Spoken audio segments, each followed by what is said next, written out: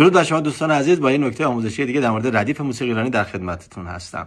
خیلی از گوشه‌ها در موسیقی ایرانی هستن که با قبل و بعد خودشون تعریف میشن.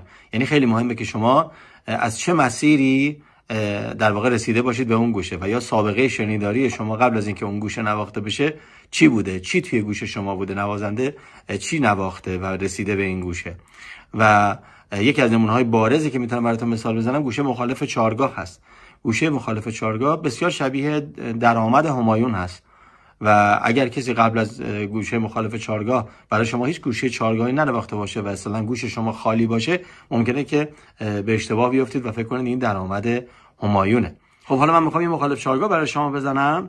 یک بار با زمین سازی چهارگاه، یعنی درآمد بزنم، زابل بزنم، بعد بیام برای شما مخالف چهارگاه رو بزنم. بعد همین ملودی که تو مخالف چهارگاه زدم میخوام با زمین سازی همایون براتون اجرا بکنم. ببینید چه فرقی داره. خب درآمد چهارگاه،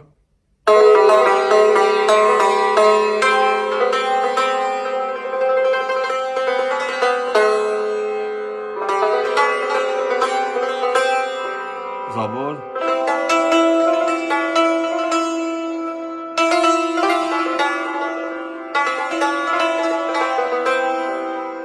مخالف.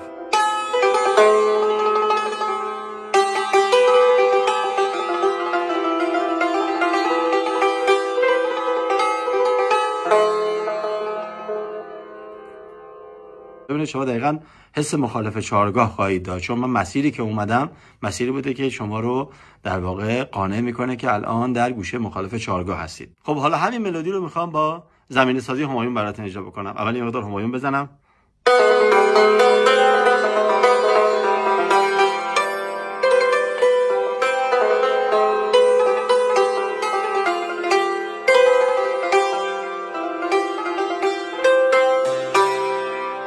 درآمد همایون،